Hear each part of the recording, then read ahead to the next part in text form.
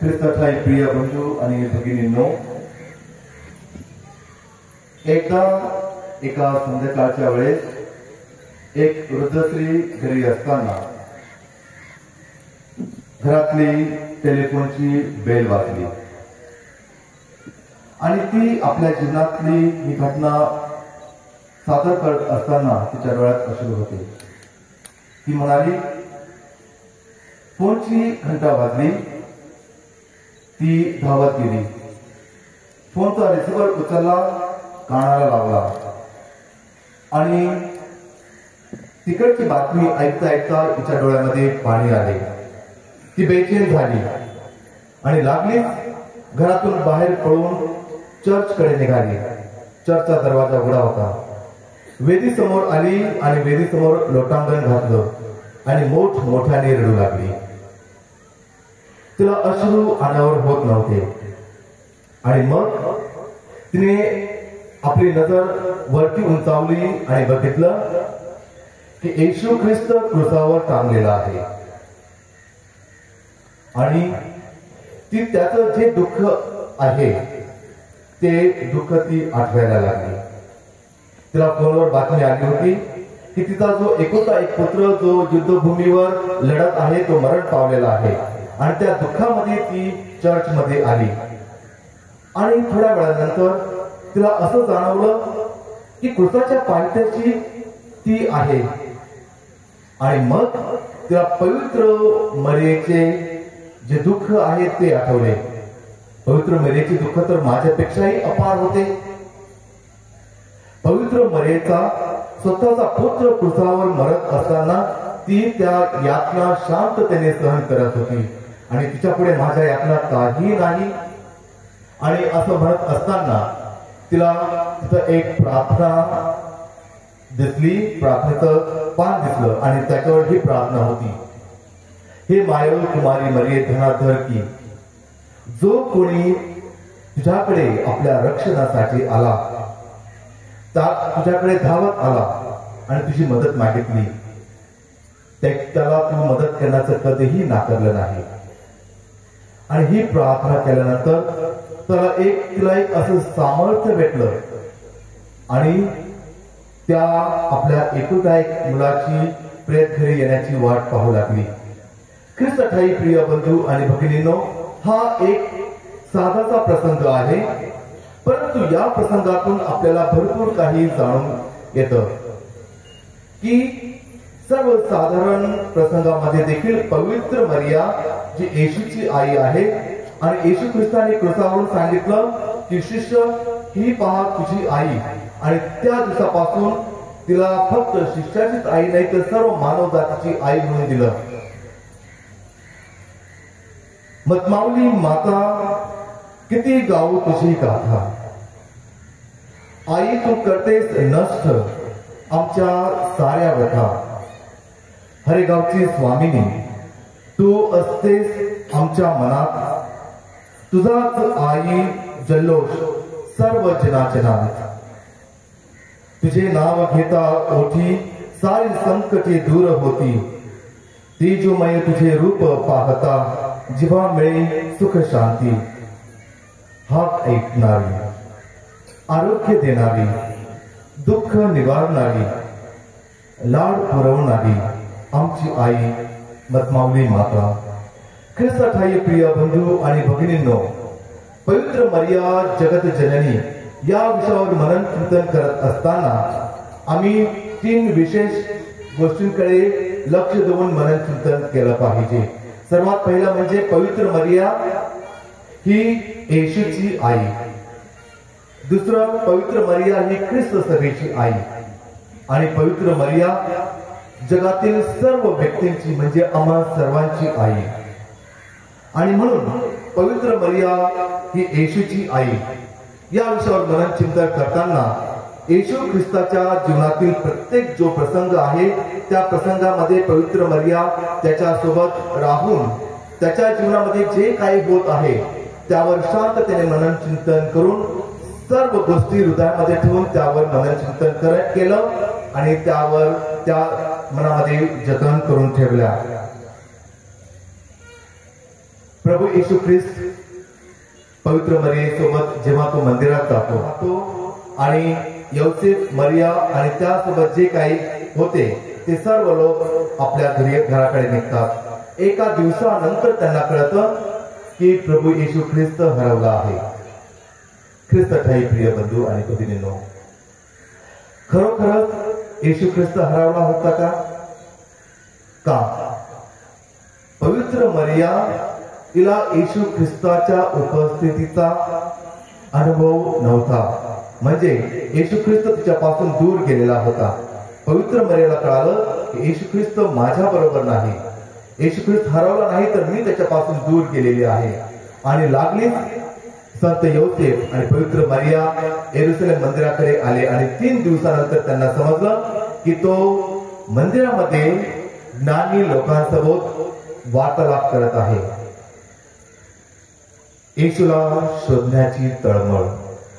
ख्रिस्त ठाई प्रिय बंधू आणि भगिनींनो, जेव्हा जेव्हा आपण परमेश्वरापासून दूर जातो किंवा परमेश्वराचा सहवास आम्हामध्ये राहत नाही, आम्ही या अनेक जीवनामध्ये इतके व्यस्त असतो की परमेश्वराची प्रार्थना करण्याचं भान देखील आम्हाला राहत नाही. त्यावेळेस खरोखरच प्रभू येशू ख्रिस्त आमच्या हृदयातून हरवलेला असतो. पवित्र मरियेची जितकी तळमळ होती त्याच तळमळीने आपण देखील प्रभू येशू ख्रिस्ताचा शोध घेणं आवश्यक आहे. आणि आपल्याला प्रभू येशू ख्रिस्त कुठे भेटेल? मंदिरामध्ये. तिथं येऊन आपण शांत राहून त्याच्या उपस्थितीचा अनुभव घ्यायचा. दुसरी घटना म्हणजे काना गावी लग्नाच्या सोहळ्याच्या दिवशी घरधणी आणि कुटुंब यांची अब्रू वाचवण्यासाठी पवित्र मरिया येशू ख्रिस्ताला सांगते की त्यांच्याकडे द्राक्ष रस नाही. त्यांना मदत करण्याची पवित्र मरियेची धडपड. यावेळेस कदाचित घराच्या घरधण्याला देखील कल्पना नसेल, कोणाला देखील कल्पना नसेल, परंतु पवित्र मरियेने योग्य पद्धतीने बघितलं की यांच्याकडे द्राक्ष रसाची कमतरता आहे. आपल्या जीवनामध्ये देखील कधी कधी असं होतं की प्रार्थनामय जीवन जगण्याची कमतरता आमच्या जीवनामध्ये भासते. कधी कधी आमच्या जीवनामध्ये शांती नसते, प्रेम नसते, एकमेकांविषयी हेवा मत्सर असतो. यावेळी आपण पवित्र मरियेकडे येऊन प्रार्थना करायला पाहिजे, जेणेकरून ज्याप्रमाणे कानागावी त्या कुटुंबाला मदत करण्याची जी धडपड पवित्र मरियामध्ये होती, तीच त्या धडपडीने ती आम्हाला देखील मदत करायला येईल. आणि खरोखरच पवित्र मरियेच्या सांगण्यावरून प्रभू येशू ख्रिस्ताने जीवनातील सर्वप्रथम चमत्कार केला. ख्रिस्त ठाई प्रिय बंधू आणि भगिनींनो, प्रभू येशू ख्रिस्ताने पवित्र मरियेची विनंती किंवा तिच्या मदतीने आपण प्रभू येशू ख्रिस्ताकडे, परमेश्वराकडे प्रार्थना का करावी? आणि एका धर्मगुरूने चांगल्या प्रकारे उत्तर दिलं की प्रभू येशू ख्रिस्त म्हणतो, जेव्हा मी भूतलावर होतो जेव्हा मी मरियेला जे काही सांगितलं, पवित्र मरियेने माझे सर्व लाड पुरवले. आणि आता स्वर्गात असताना पवित्र मरिया ज्या काही विनंत्या माझ्याकडे घेऊन येईल त्या सर्व विनंत्या मी मान्य करणार आहे. ख्रिस्त ठाई प्रिय बंधू आणि भगिनींनो, येशू ख्रिस्त सभास्थानामध्ये असताना तो इतका व्यस्त होता की लोकांना तो प्रभूचे वचन देण्यामध्ये इतका दंग होता की स्वतः भूक तहान सर्वांचा विसर त्याला पडत असे.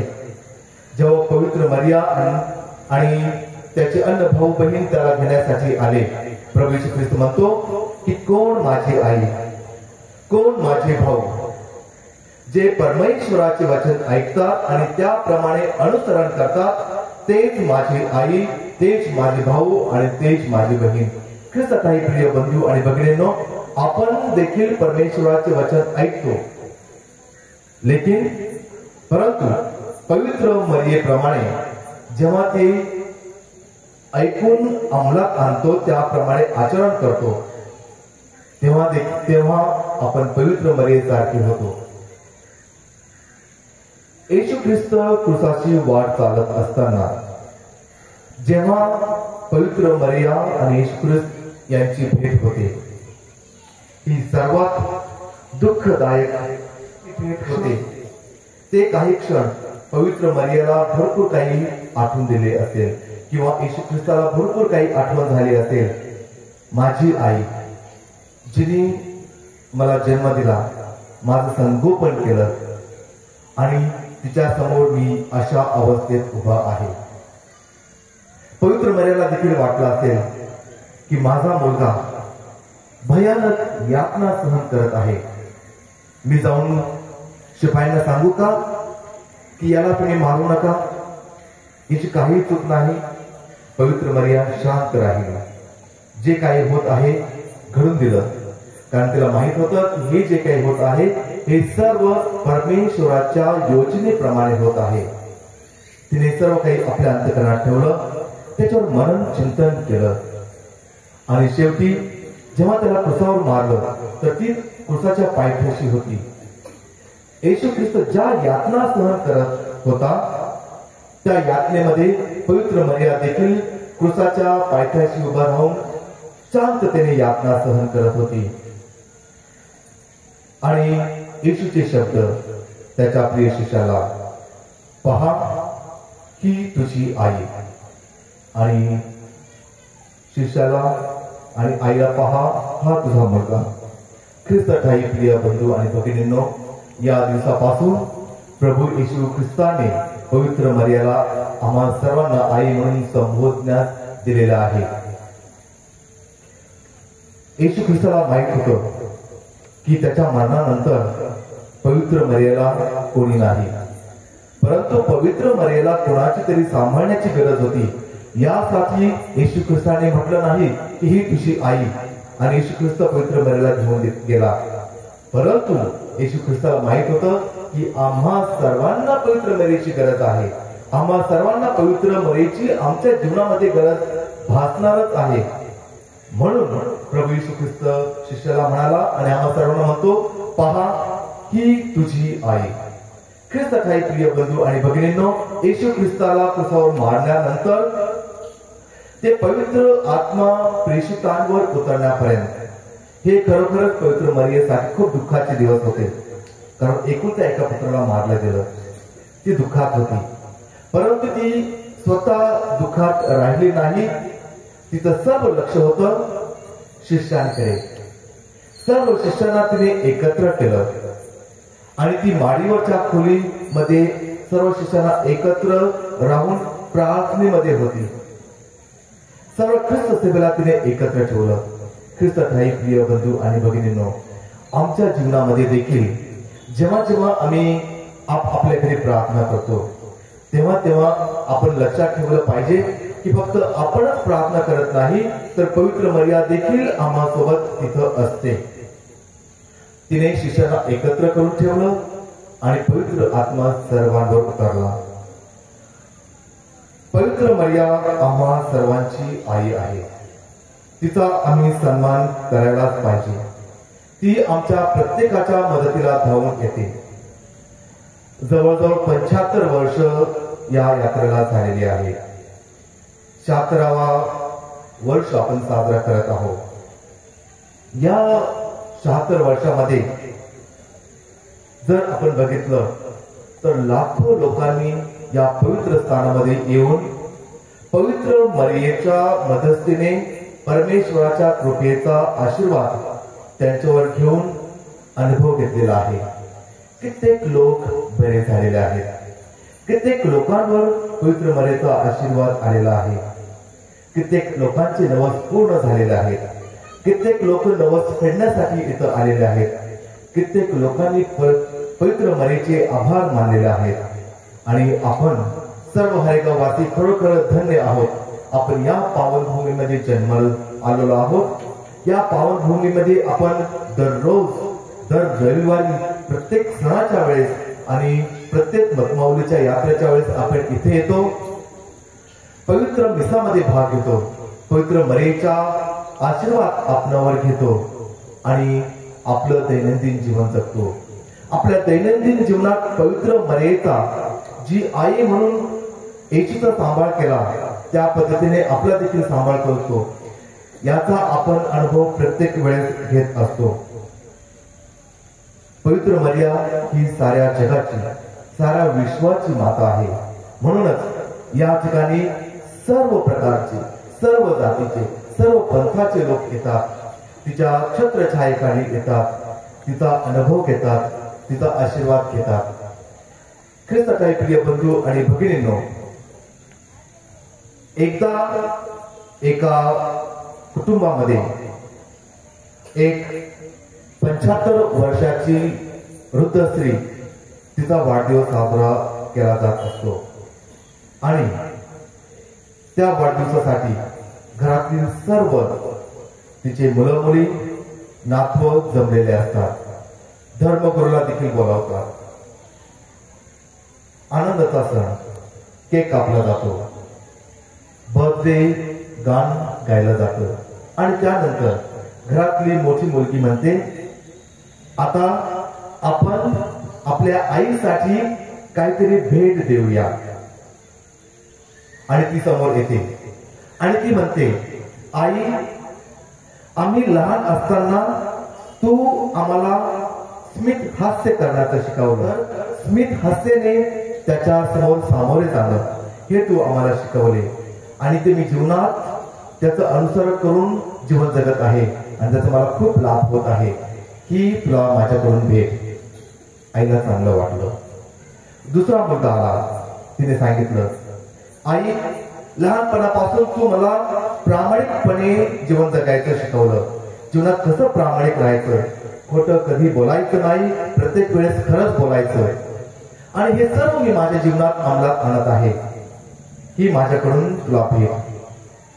तिसरा मुलगा समोर आला आणि म्हणाला, आई, तू मला शिकवलं की जीवनामध्ये प्रत्येक वेळेस जो कोणी मदत मागेल त्याला मदत करायची आणि बघायचं की कोणाला खरंच माझ्या मदतीची गरज आहे. कोणी कोणी आपल्याला मदत देखील मागणार नाही, परंतु त्याला मदत करायची, सामोरे जायचं आणि हे मी माझ्या जीवनात अंमलात आणत आहे. ही माझ्याकडून तुला भेट. असे एक एक जण येऊन तिला भेट अर्पण करत होते आणि काही धर्मगुरू देखील आले जे त्यांना ओळखत होते आणि त्यांनी देखील आपल्या शब्दाद्वारे मनोगत व्यक्त केलं.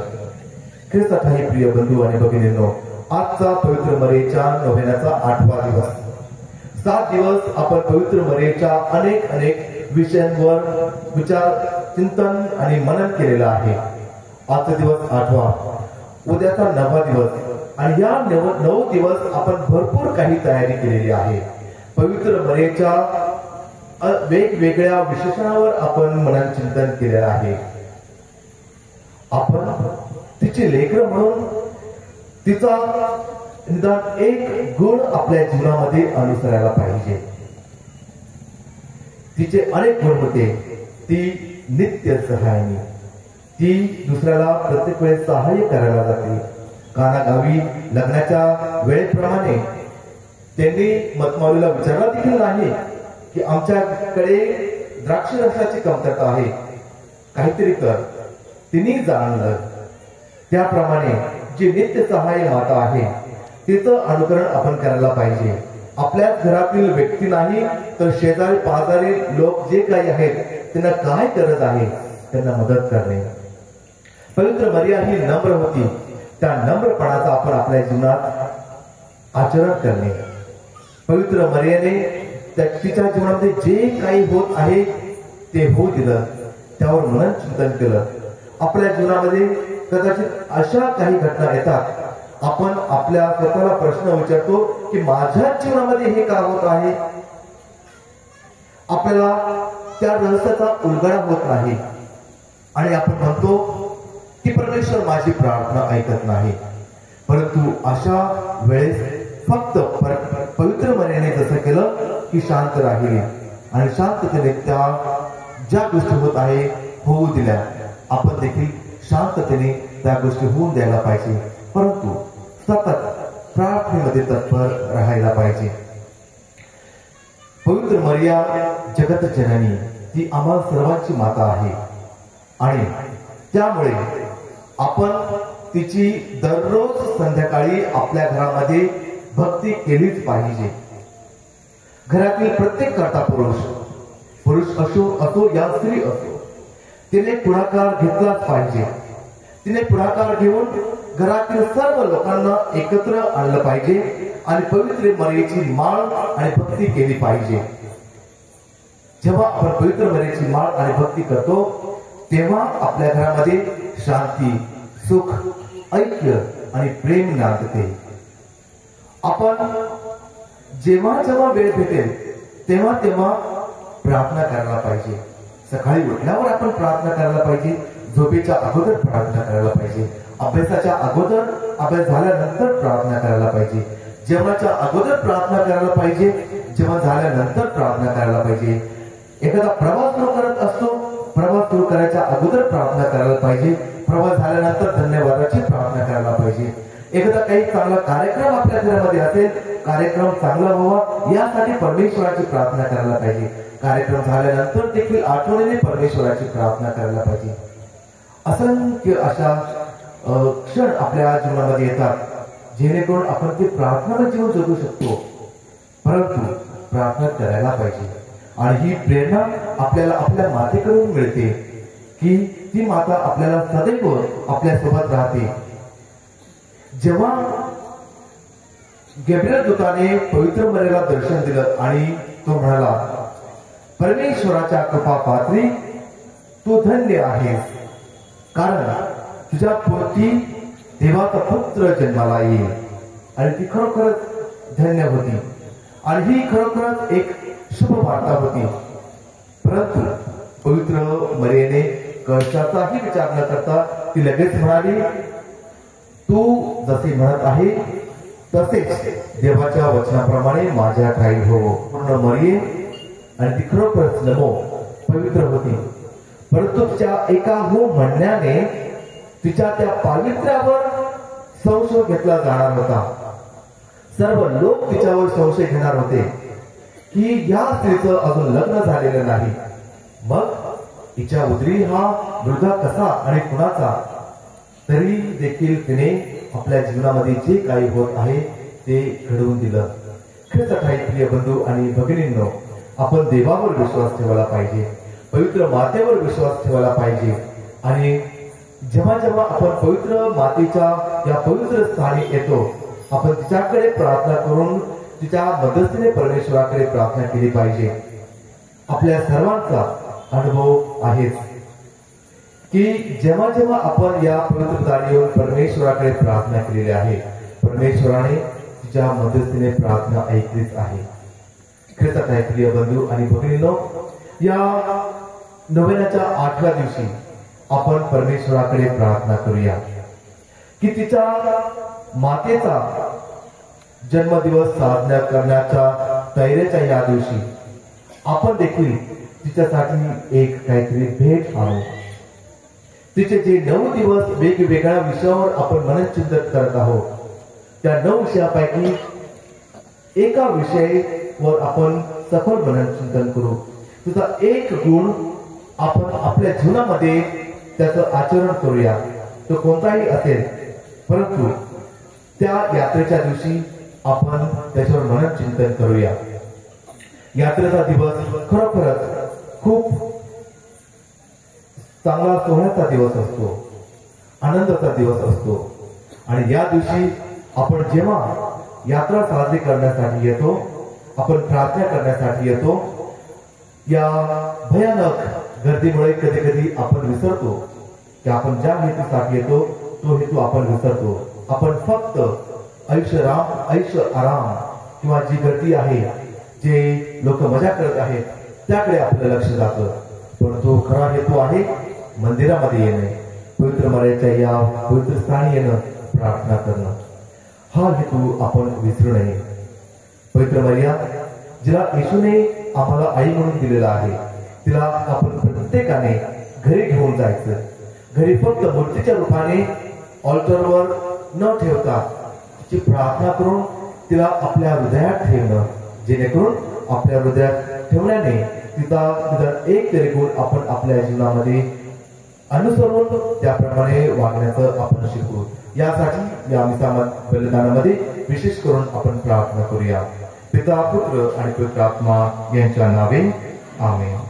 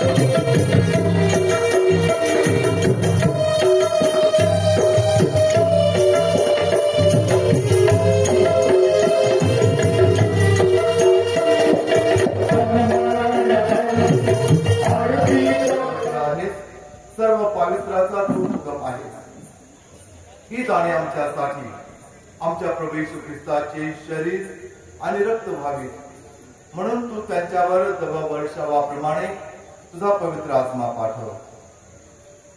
जेव्हा प्रभू येशूचा विश्वासघात करण्यात आला आणि तो स्वेच्छेने दुःख भोगाला सामोरे गेला तेव्हा त्याने भाकर घेतली, आभार मानून ती मोडली आणि ती शिष्यांना दिली व म्हटले, तुम्ही सर्वजण ही घ्या आणि खा, कारण हे माझे शरीर आहे, हे तुमच्यासाठी अर्पिले जाईल।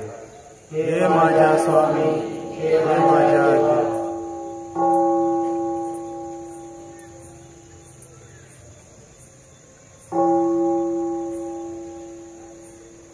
त्याचप्रमाणे भोजन झाल्यानंतर प्रभू येशूने प्याला घेतला, पुन्हा तुझे आभार मानले, तो प्याला आपल्या शिष्यांना दिला आणि म्हटले, तुम्ही सर्वजण हा घ्या व यामधून प्या, कारण हा माझ्या रक्ताचा प्याला आहे, हे नव्या व शाश्वत कराराचे रक्त आहे, हे तुमच्या आणि पुष्कळांच्या पाप क्षमेसाठी ओतले जाईल, हे माझ्या आठवणीसाठी करा। हे माझ्या स्वामी, हे माझ्या देवा।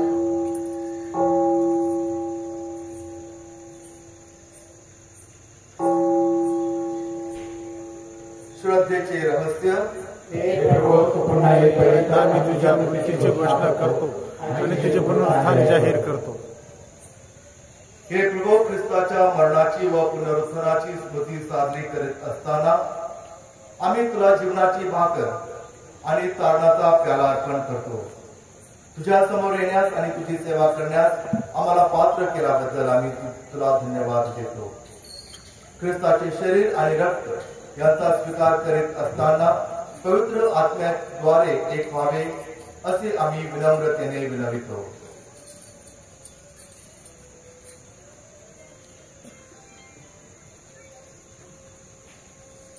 हे प्रभू, सर्व जगभर पसरल्याच्या ख्रिस्त सेवेची आठवण कर आणि फ्रान्सिस आमचे पोप, बार्थोल आमचे बिशप आणि सर्व याजक वर्ग यांच्या समवेत ख्रिस्त सभेला परिपूर्ण प्रीतीचा पुनराविष्कार घडव.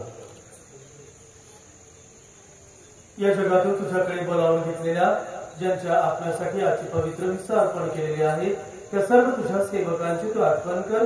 ज्याप्रमाणे ते तुझ्या पुत्राच्या मरणात एकरूप झाले त्याचप्रमाणे त्यांना ख्रिस्ताच्या पुनरुत्थानातही सहभागी कर. जे आमचे धन्य अन्य बंधू भगिनी पुनरुत्थानाच्या आशेने महानिद्रा घेत आहेत आणि जे तुझ्या दयेवर विसंबून मरण पावले आहेत त्यांचेही तू स्मरण ठेव. त्यांचे तुझ्या दिव्य प्रकाशात स्वागत कर. देवमाता धन्य कुमारी मरिया, तिचा पती संत जोसेफ, पूज्य प्रेषित आणि युगानुयुगी ज्या सर्व संतांनी तुला संतुष्ट केले आहे त्यांच्याबरोबर आम्ही शाश्वत जीवनाचे सर्व वारस व्हावे आणि तुझी स्तुती करून तुझा गौरव करावा अशी प्रार्थना आम्ही तुझा प्रभू येशू ख्रिस्त याच्याद्वारे करतो. आमेन.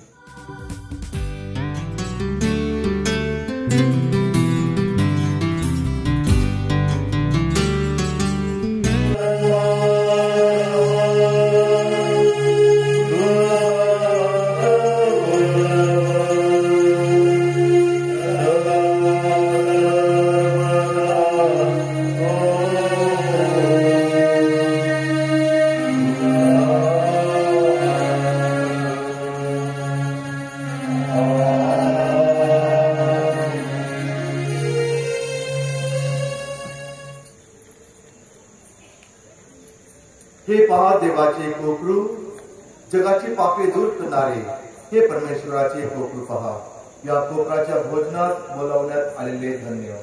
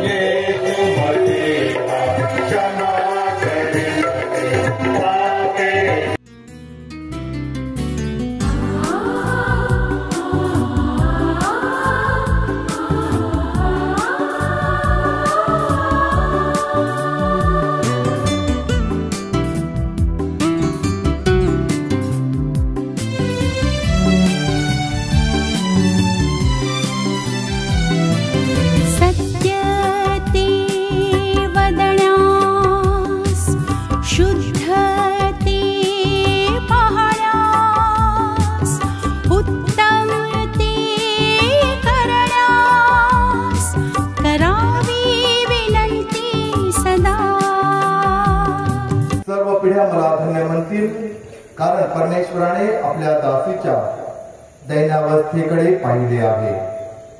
आपण प्रार्थना करूया. हे प्रभू, देवमाता मरिया हिच्या अति पवित्र नावाचा आम्ही सन्मान करीत आहोत. तिच्या मध्यस्थीने आम्हाला तुझा विपुल आशीर्वाद प्राप्त हो आणि आमच्या प्रत्येक गरजेत आम्हाला तुझे सहाय्य मिळत राहो. ही प्रार्थना आम्ही आमच्या प्रभू ख्रिस्ताद्वारे करतो. प्रभू तुम्हा बरोबर असो. सर्वसमर्थ परमेश्वर पिता, पुत्र आणि पवित्र आत्मा तुम्हाला आशीर्वाद देवो. जा ख्रिस्ताच्या शांतीने तुम्हाला पाठवण्यात येत आहे.